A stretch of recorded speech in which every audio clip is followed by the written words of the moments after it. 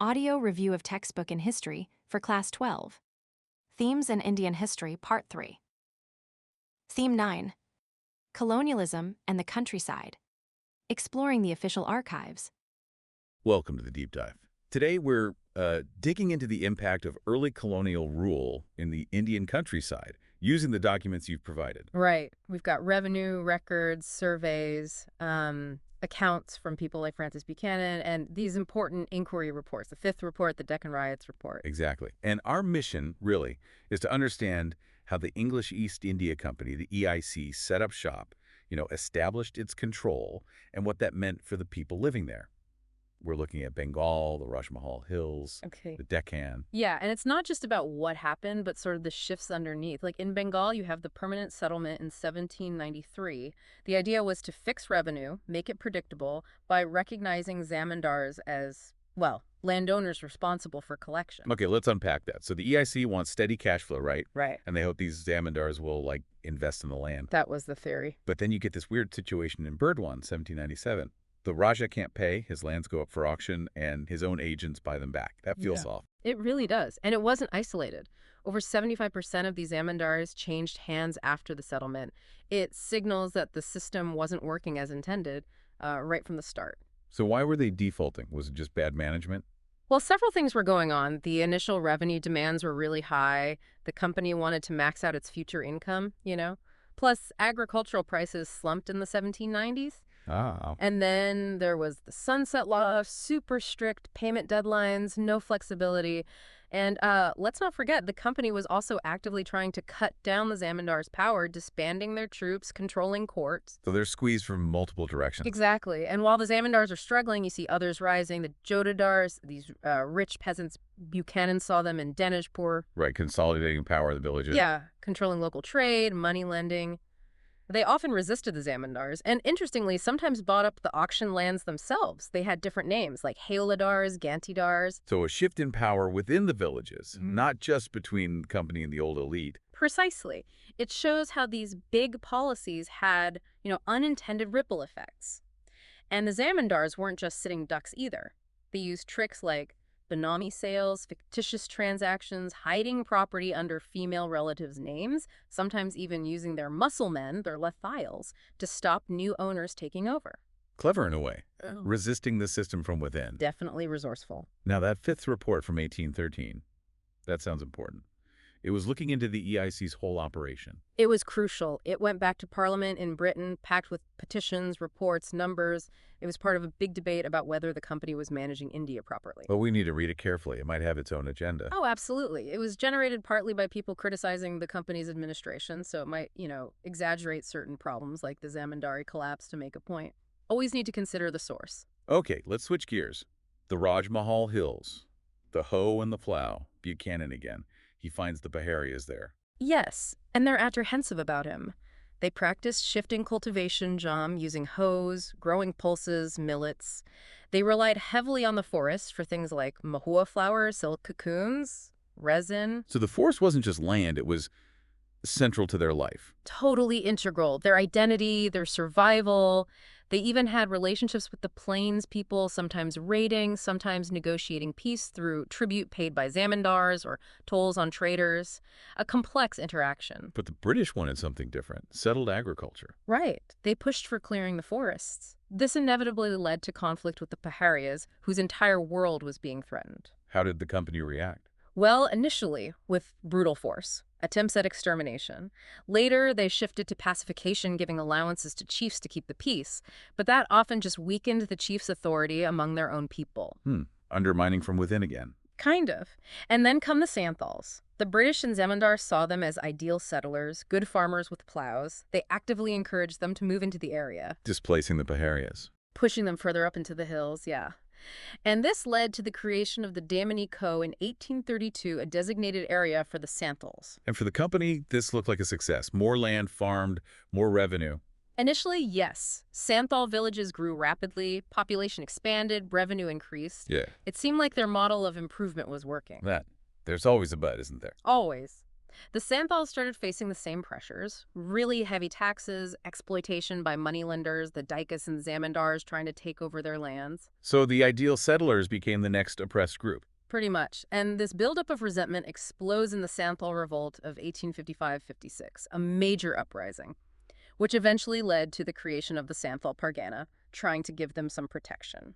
And Buchanan's perspective in all this, as a company man. Well, his focus was very much on resources. How could these lands be made more profitable for the EIC? He saw forest dwellers as obstacles, kind of primitive, and believed settled agriculture and commercial crops were the path to civilization and profit. Okay, one more region, the Bombay Deccan. Different system here. Not the permanent settlement? No, they tried something else, the Ryotwari system. The idea was to bypass intermediaries and make revenue settlements directly with the Ryot, the peasant cultivator. And these settlements weren't permanent? No, temporary, usually revised every 30 years or so. And this was influenced by Ricardian economic ideas floating around at the time. Basically, the state felt entitled to the average rent, the surplus, after costs and wages. Sounds theoretical. How did it work in practice? In practice, often meant very high revenue demands, especially initially in the 1820s. So high that many riots just abandoned their villages. It got worse with falling prices and famine in the 1830s. Peasants had little choice but to turn to moneylenders. Oh, the debt trap again. Exactly. Then a twist, the American Civil War breaks out in the 1860s. And that affects Indian cotton farmers. Massively. American cotton supply gets cut off, so British demand for Indian cotton skyrockets. Prices soared. Suddenly, credit was easily available in the Deccan as merchants wanted ryots to grow more cotton. So a boom time. Prosperity. A boom, yes, but maybe not widespread, lasting prosperity for everyone. It encouraged expansion, maybe more debt for some, and then the war ended. And the cotton prices crashed. Crashed. American cotton came back online. Credit dried up instantly. Moneylenders started demanding repayment, and just then the government decided to hike the revenue demand significantly. Oh, terrible timing. The worst. Riots were caught. They felt deeply wronged by the moneylenders, accusing them of charging exorbitant interest, sometimes more than the principal, which violated customary norm. And manipulating the legal system. Yeah, things like the limitation law, which set a 3-year limit on loan validity, were apparently twisted. Moneylenders allegedly forced riots to sign new bonds every 3 years, adding interest to the principal, making debts balloon, forged accounts, unfair deeds. The riots felt cheated. So the anger wasn't just about debt, but about injustice. Absolutely, a sense of moral outrage. And this boils over in 1875. Riots start attacking moneylenders, not usually physically harming them, but targeting the source of their oppression. The account books and debt bonds, they burned them. A symbolic act, destroying the proof of debt. Exactly. It started in Supa and spread. And of course, the British set up the Deccan Riots Commission to investigate. And what did the commission conclude? Predictably, perhaps, it largely pointed the finger at the moneylenders. It acknowledged the government's high revenue demand was a cause, but focused more on moneylender malpractice. A convenient narrative. Blame the middleman. It often was in colonial reports. It deflected from the systemic issues created by the revenue policies themselves. So again, we have to read the official report critically alongside other evidence of the riot's own experiences and perspectives. Wow. Okay. So looking back across Bengal, the hills, the Deccan, this deep dive really shows just how profoundly colonial rule reshaped rural life, but in such different ways depending on the place and the people. Definitely. Zamindars, Paharias, Santhals, Deccan riots, they all faced different pressures and found different ways to cope or resist. It really underscores why we need to look closely at these sources, biases and all. It really does. And it makes you think, doesn't it, about the echoes today. These patterns of land control, revenue, debt. How much of that legacy lingers? Maybe something to consider is how these very different regional experiences under early colonial rule might have shaped the distinct trajectories of peasant movements and politics across India later on. What else pops into your mind now?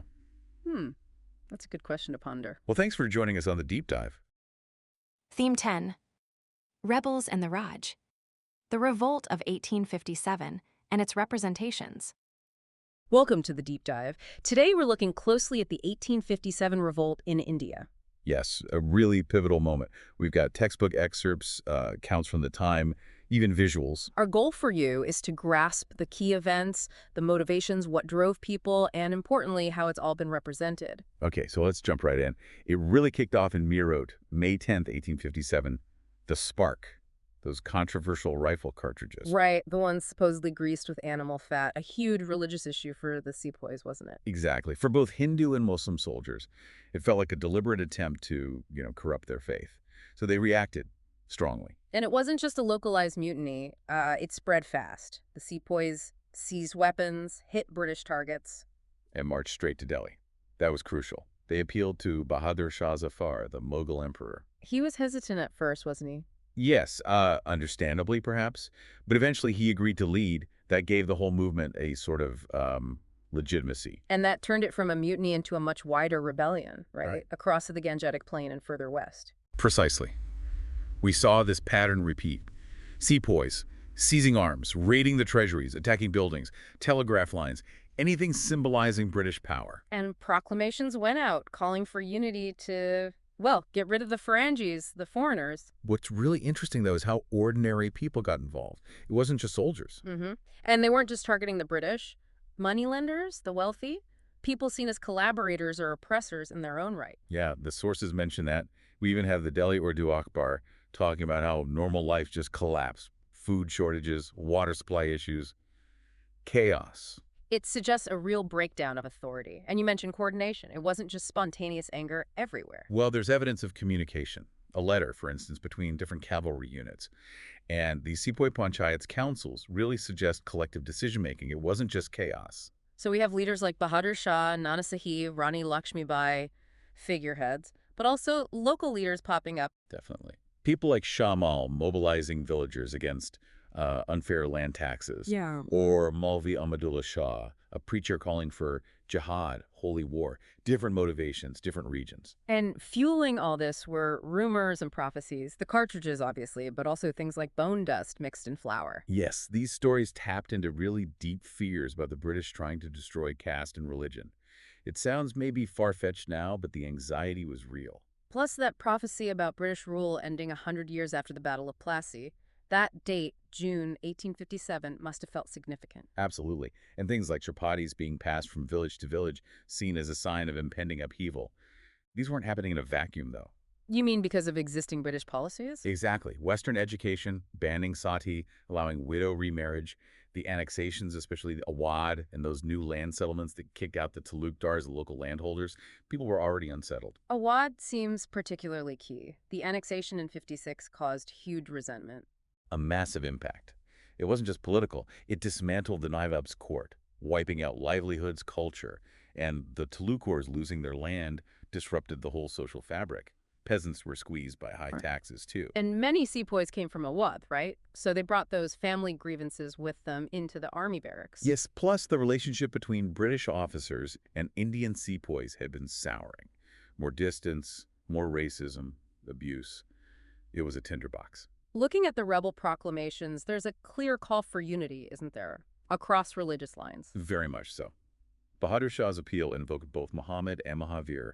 The Azamgar Proclamation lists grievances against British rule annexations, broken treaties, economic damage, and critically, that fear of forced conversion. They seem to want to return to a pre-British world almost, trying to set up old-style administration. In places like Delhi and Lucknow, yes. Huh. They were looking back to Mughal structures. It shows what they were fighting for, not just against. Of course, the British response was severe. Brutal.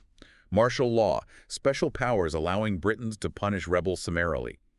Recapturing cities like Delhi took huge military effort and faced fierce resistance. And they used political tactics too. Divide and rule. Oh yes. Offering land back to landholders if they switched sides, trying to break that unity the rebels were calling for. And the executions. Blowing rebels from cannons, mass hangings. It was meant as a spectacle of terror. A very deliberate performance of power and vengeance. Which brings us to how this was all represented, especially visually. The British pictures are striking. Very telling. You see celebrations of British heroes like the Relief of Lucknow. Images portraying English women as helpless victims needing rescue, like In Memoriam. And then images of vengeance, justice, showing Britannia attacking rebels, or the British Lion's vengeance on the Bengal tiger. Very graphic. Absolutely. And then later, Indian national symmetry flips this entirely, portraying leaders like Rani Lakshmibai as heroic freedom fighters in the First War of Independence. These images weren't just recording events, were they? They were shaping how people felt and understood the conflict. Definitely. They were tools of propaganda, reinforcing narratives on both sides. So it's clear the 1857 revolt wasn't simple. A mix of religious fears, economic grievances, political anger, affecting so many different groups. Absolutely. And the sources we have, they often show conflicting views. It makes understanding the rebels' own vision quite challenging sometimes, We're often seeing them through a British lens. That's a crucial point. How history is written and remembered is shaped by who gets to tell the story. And the legacy of 1857, how it was depicted then and how we see it now, it still resonates powerfully in understanding modern India and its relationship with Britain. So, reflecting on all this, what stands out most to you from our deep dive today? What lingering questions does this complex, violent, and transformative period raise for you? Theme 11. Mahatma Gandhi and the Nationalist Movement. Civil Disobedience and Beyond. All right, welcome back to the deep dive.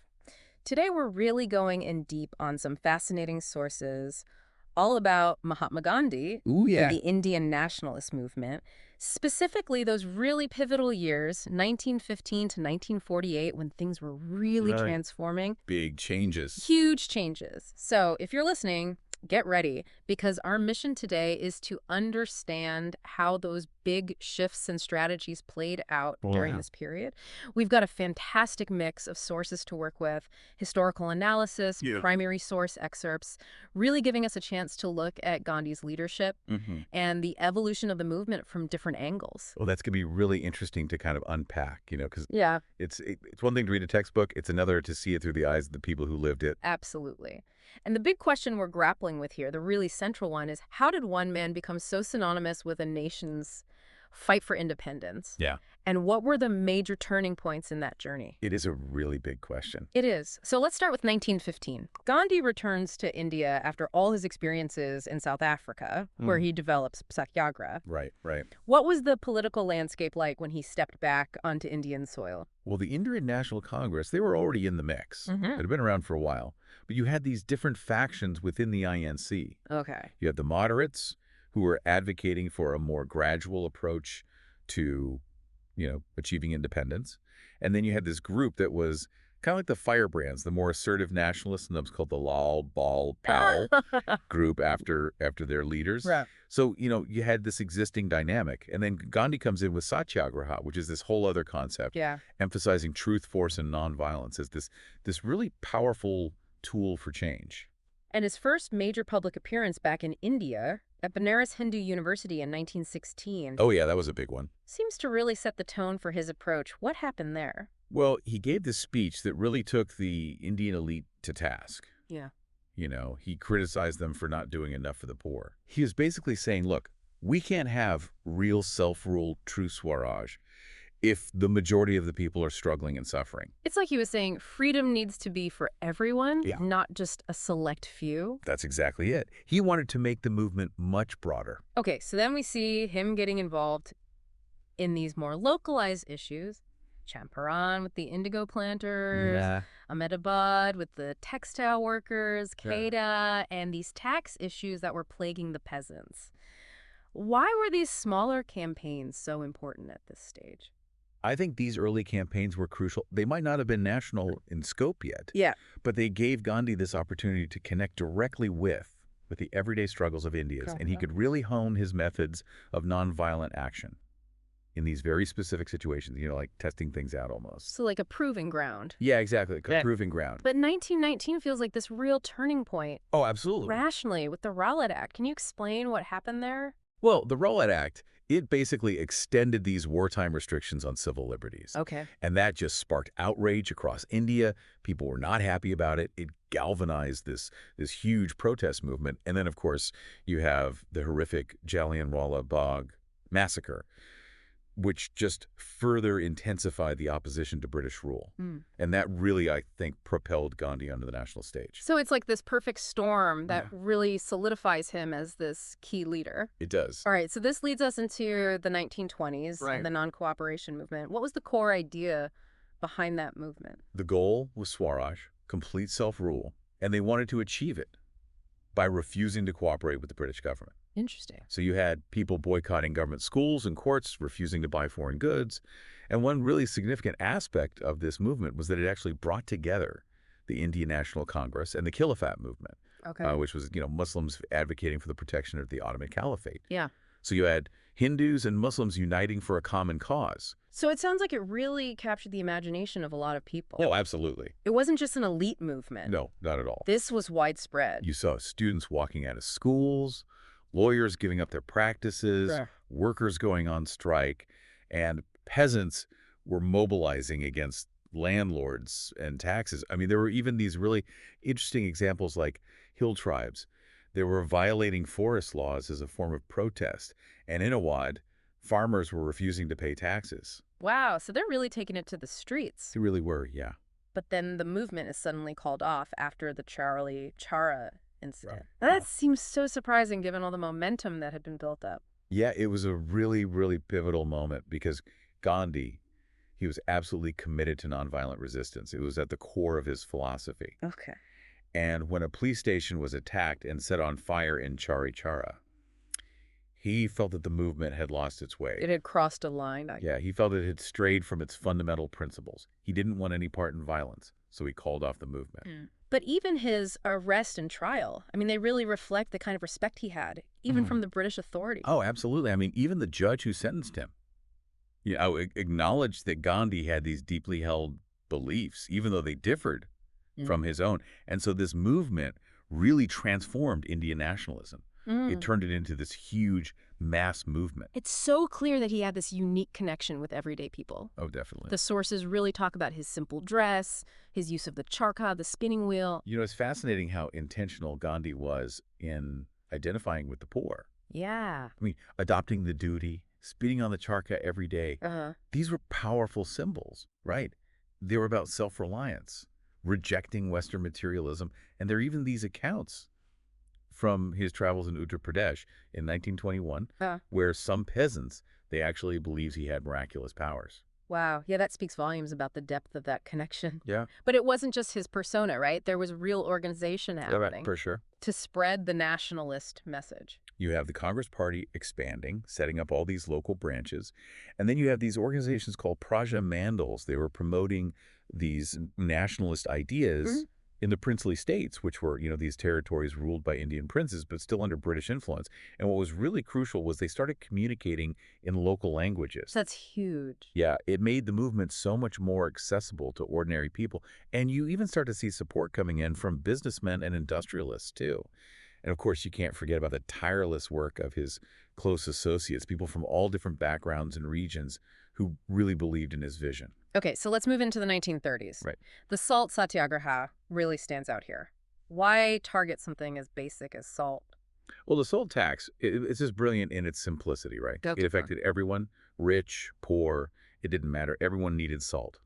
The British had this monopoly on salt production. You couldn't make your own. You had to buy it from them. It inflated prices. Yet it was a natural resource, too. Yeah, exactly. I mean, it was like they were controlling something that should have been freely available. So it was just this incredibly resented policy, making it the perfect symbol for Gandhi to rally people against colonial rule. And the Dandi March itself, just walking to the sea to make salt, that was so symbolically powerful. Absolutely. It grabbed international headlines, and you had so many people participating, including a lot of women, which was really significant. Yeah.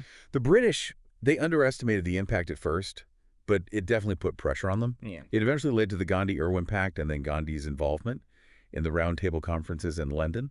Yeah. But even there were these huge hurdles regarding representation for different communities. Especially all those debates around separate electorates, right? Right. Huge disagreements, particularly between Gandhi and B.R. Ambedkar. I mean, this gets to the heart of different visions for India. Ambedkar, he was arguing passionately for separate electorates, for the depressed classes, to make sure they had political representation, to protect them from discrimination in a Hindu-majority independent India, which was a very real fear. But Gandhi, while he was completely opposed to untouchability, He was really worried that separate electorates would actually further divide Indian society. So these are these really fundamental questions about how do you build a nation? How do you balance these different needs and interests? Yeah, that's it. Exactly. All right, so then we get to the 1940s. World War II is raging, and you have the Quit India movement in 1942. Yeah. So the Cripps mission, which had tried to offer some limited self-governance, that failed. And that's what leads to the launch of the Quit India campaign. And this time, you see mass participation again, even underground resistance. But at the same time, this is when the Muslim League's influence is really growing. Okay. And that ultimately plays a huge role in the negotiations. Yeah. And sadly, the tragic decision for partition. And Gandhi was, of course, incredibly opposed to partition. He was devastated by it. I mean, he really was. Yeah. He refused to celebrate on Independence Day. Wow. Instead, he chose to fast for peace in Calcutta, where there was terrible communal violence. And even in those last few months of his life, he was working tirelessly in refugee camps, just advocating for peace and tolerance.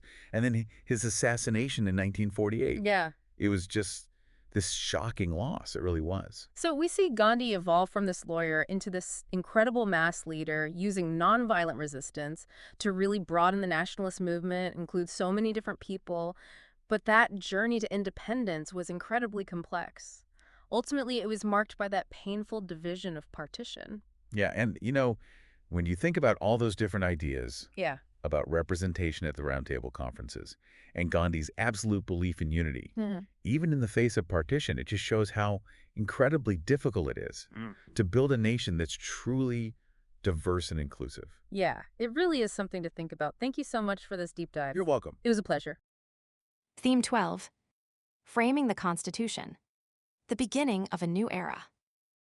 All right, diving in today, folks, and we are tackling something massive, the Indian Constitution. The big one? The big one, the longest constitution in the world. And there's a reason for that. Oh, yeah, definitely a reason. Yeah, it's not just because they like to write. Right, it's not just some kind of, like a bragging rights kind of thing. No. It reflects how complicated India was right at independence. Absolutely. I mean, think about it. You've got just the sheer scale of the place, the huge diversity of cultures and religions and languages. And this long history of kind of hierarchy within India, and they're trying to build a democracy and unified country. Yeah, I mean, just the ambition of the whole project, right? To heal these old wounds, to bring these diverse communities together and to create a democratic system that's truly for everyone. Yeah, and it's not like they had a ton of time to do it right. Yeah. I mean, we were talking December 1946 to November 1949. Yeah, just a few years there to really go through every single clause, day after day after day, 165 sessions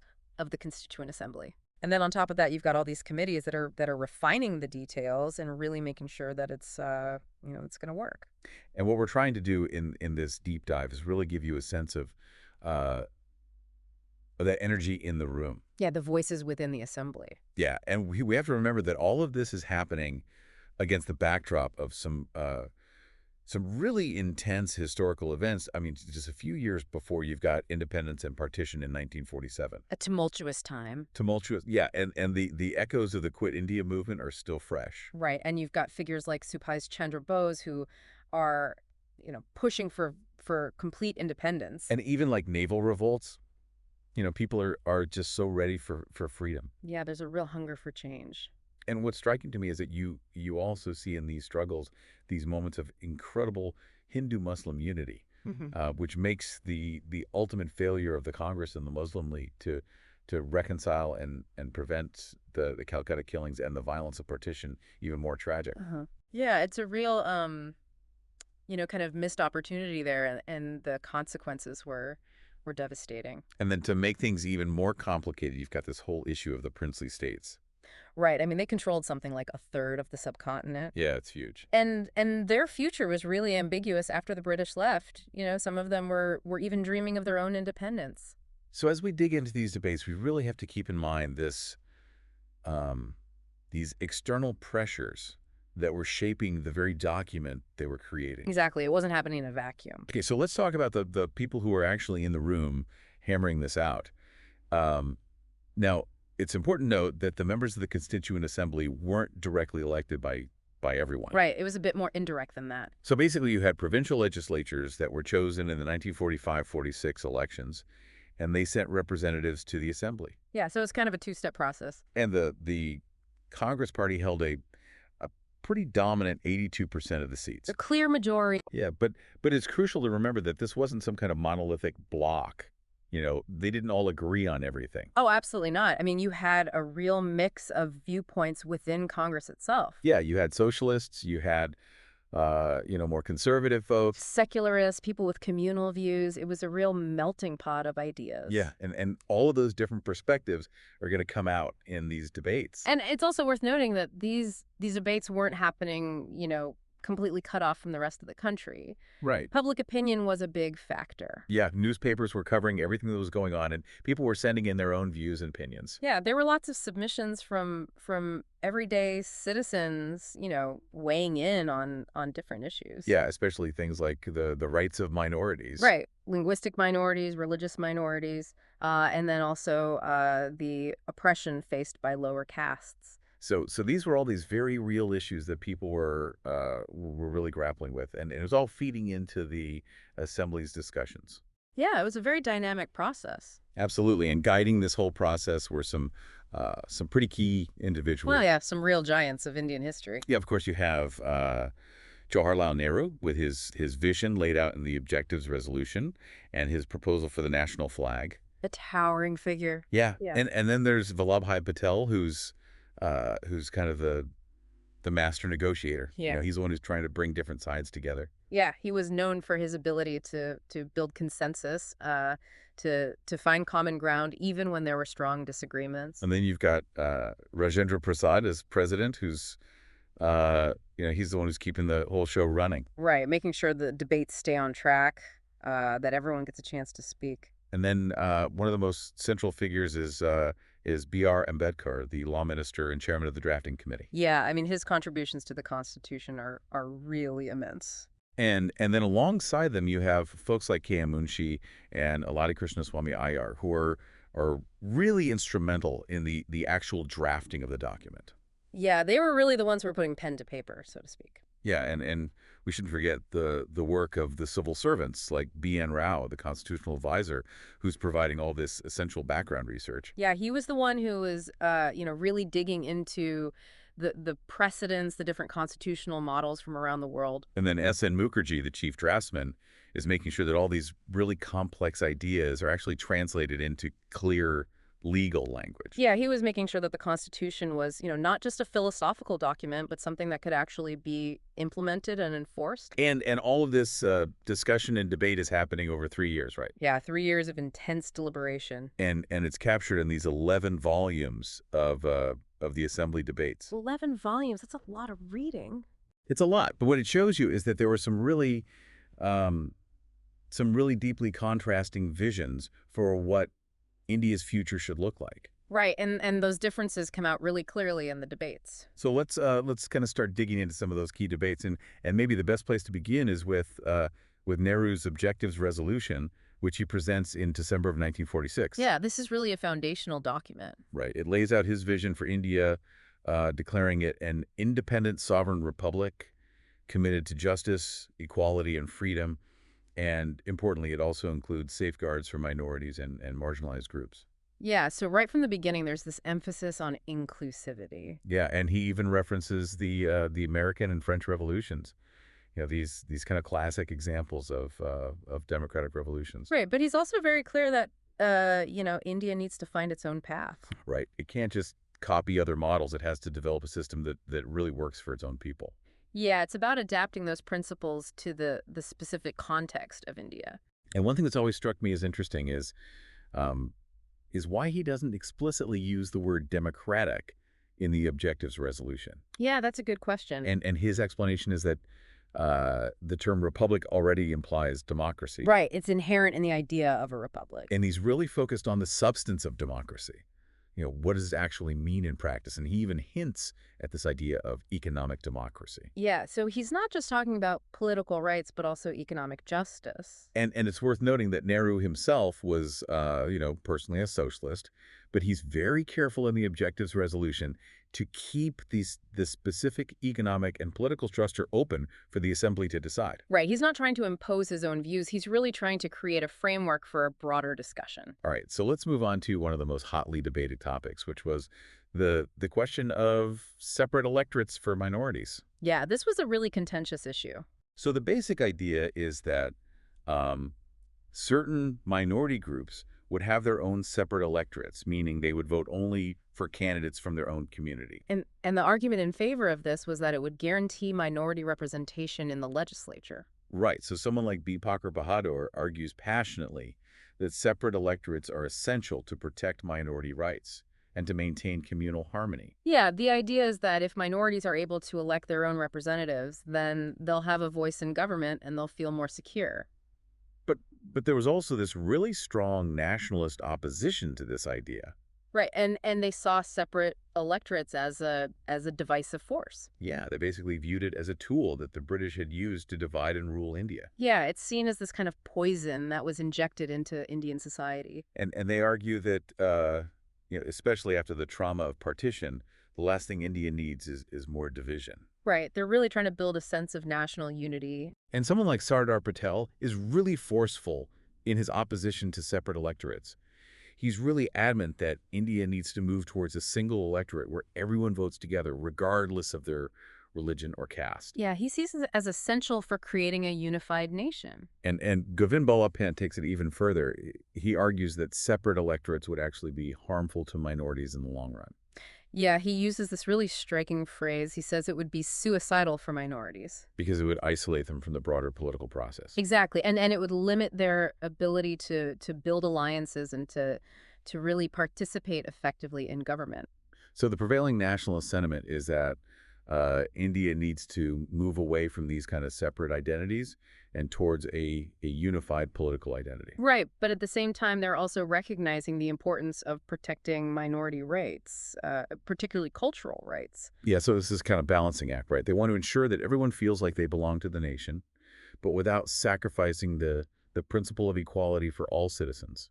And it's interesting to see how this debate evolves over time. Even someone like Begum Aizas Wasul, who initially supported separate electorates, she later comes to agree that they were actually harmful. Yeah, it shows how these ideas were being tested and debated and how people were really trying to figure out what would work best for India. And it's also important to note how the very understanding of who constitutes a minority starts to expand during these debates. Yeah. It goes beyond just religion. Yeah, so you have someone like N.G. Ranga, who's a socialist, and he argues that the real minorities are the poor and the downtrodden. Right, and he says they need more than just legal rights. Yeah, they need the actual socioeconomic conditions that allow them to exercise those rights. Exactly. So he's talking about things like access to education, healthcare, economic opportunities. And then you have Jaipal Singh, who gives this really powerful speech advocating for the rights of tribal communities, and he talks about their history of exploitation and dispossession. Yeah, and he's demanding genuine equality and integration for tribal people. But he's not asking for separate electorates. No, he wants reserved seats in the legislature. Right, which would guarantee a certain number of seats specifically for tribal representatives. And this idea of a reservation is something that's going to become really important in the Indian Constitution. Yeah, it's a way of trying to address historical injustices and to ensure that marginalized groups have a voice in government. And the depressed castes are also very vocal during these debates. Yeah, they're really pushing for the eradication of social disabilities. Right, they're talking about centuries of discrimination and oppression. And figures like Jaina Gappa and K.J. Khandarkar are really eloquent in describing the daily humiliations and the systemic marginalization that they face. Yeah, and they're making it clear that this is a huge issue. I mean, the depressed castes constitute a significant portion of the population. Yeah, they're not a small minority. And while the assembly ultimately rejects the idea of separate electorates for the depressed castes, they do take some really significant steps. Right, like abolishing untouchability. A huge step. Yeah, and opening temples to all castes. And they also implement reservations in legislatures and in public sector jobs. And even within the debates about the rights of women, you see this idea of moving beyond just reserved seats. Right. So someone like Dakshani Valayuthan, She emphasizes the need for a moral safeguard in the Constitution. Yeah, she's not just talking about legal protections, but about a fundamental shift in attitudes and behaviors. And she's calling for the immediate removal of social disabilities that prevent women from participating fully in society. And Hansa Mehta, another prominent women's rights advocate, she argues that true justice for women requires social, economic, and political equality. Yeah, it's not just about having a few seats in the legislature. It's about transforming the entire system. So you can see how these debates are really pushing the boundaries of what it means to talk about minority rights and equality in India. Right. It's not just about protecting existing groups, but about creating a society where everyone has the opportunity to flourish. Another really major point of contention was the question of how power should be distributed between the central government and the states. Yeah, this is the classic debate about federalism. Right, and you have Nehru, who argues really strongly for a robust central authority. And this is understandable given what had just happened with partition. Right, he's really concerned about maintaining peace and stability and about coordinating national development. And he also wants to make sure that India can represent itself effectively on the world stage. So this leads to the creation of the three lists: union, state, and concurrent. Right, so the Union list outlines the areas where the central government has exclusive power. Yeah, things like defense, foreign affairs, currency. And then the state list covers areas where the states have primary responsibility. Like education, healthcare, local government. And then the concurrent list is where both the central government and the states can make laws. But the central government ultimately has the upper hand. Right, if there's a conflict between a central law and a state law, the central law prevails. And the central government also has a lot of control over things like key industries and mineral resources. Yeah, and then there's Article 356, which allows the president to impose president's rule in a state. Which basically means that the central government can take over the administration of a state if there's a breakdown of law and order. Yeah, it's a pretty powerful tool. So Nehru's vision is really for a strong central government that can guide India through this really turbulent period. Right. He sees it as essential for national unity and progress. But not everyone agrees with this vision. Oh, absolutely. I mean, there are lots of people who are concerned about excessive centralization. Yeah, folks like K. Santhanam are really strong defenders of states' rights. And they argue that too much centralization could actually weaken both the center and the states. Yeah, they're worried about the states becoming too dependent on the central government. Right. And they also argue that it could stifle innovation and experimentation at the state level. So this debate about the balance of power between the central government and the states is something that's going to continue throughout India's history. Yeah, it's a fundamental tension in any federal system. And it's something that's still being debated today. Absolutely. All right, and then finally, let's touch on the issue of language. Ah, yes. The language question. A perennially contentious issue in India. Always. So initially, the Congress had supported this idea of Hindustani as a national language. Which was seen as this kind of blend of Hindi and Urdu. Right, and Mahatma Gandhi was a big proponent of Hindustani. He saw it as a language that could unite Hindus and Muslims. Yeah, because it drew from both Sanskrit and Persian traditions. But as communal tensions start to rise, Hindi and Urdu kind of drift further apart. Right. Hindi becomes more Sanskritized and Urdu becomes more Persianized. And the whole issue of language becomes really politically charged. Yeah, it's not just about communication anymore. It's about identity and power. And you have someone like R.V. Dulekar, who's really forceful in his demand that Hindi should be the sole official language of India. And he even wants the Constitution to be written in Hindi, even though not everyone in the assembly understands Hindi. Yeah, he's really uncompromising on this issue. And this sparks a lot of opposition, especially from non-Hindi speaking regions. Right, they're worried about being marginalized, right. and they see it as an attempt to impose Hindi dominance on the whole country. Yeah, and this fear of linguistic domination is something that's going to become a major issue in Indian politics. So the Language Committee eventually comes up with a compromise. A classic Indian solution. Yeah, they designate Hindi as the official language, but they allow English to continue for official purposes for 15 years. Which gives people some time to adjust. And they also permit states to use their own regional languages for official business. Yeah, so it's a more federal approach to language policy. But this doesn't satisfy everyone. Of course not. You still have folks like G. Durgabai who are concerned about the potential for Hindi dominance. Yeah, she's worried about the attitude of some Hindi-speaking areas that they're not really willing to accommodate other languages. Right, and she stresses the need for mutual respect and accommodation, if India is really going to function as a multilingual nation. And you also have people like Sri Shankarao and T.A. Ramalingam Chettiar who are appealing for a more conciliatory approach. Yeah, they're urging everyone to work together and to find a way to live with each other's languages. Because they recognize that if you alienate non-Hindi speakers, you're not going to be able to build a truly united India. So as you can see, the Indian Constitution is born out of this really intense process of debate and compromise. Yeah, it's a testament to the power of dialogue and deliberation. And it's also a reflection of the incredible diversity and complexity of India itself. Right, and the Constitution is trying to hold all of that diversity together within a single framework. And it does manage to establish some really foundational principles, like universal adult suffrage. Everyone gets to vote. Yeah, and the principle of secularism. Which means that the state treats all religions equally. And it guarantees freedom of religion and cultural and educational rights for minorities. Yeah, so it's trying to create a space where everyone feels like they belong. But it's important to remember that the Constitution is also a product of its time. Right. It's shaped by the specific historical context in which it was created. And many of the debates that we've been talking about are still relevant today. Yeah, India is still grappling with many of these same issues. So as you think about the Indian Constitution, I want you to consider this. Which of these foundational debates do you think still resonate most strongly in India today? And how do the voices within the Constituent Assembly continue to shape the nation's ongoing story? That's something for all of us to ponder. Indeed. All right. Thanks for joining us for this deep dive. It's been a pleasure. We'll see you next time. Until then.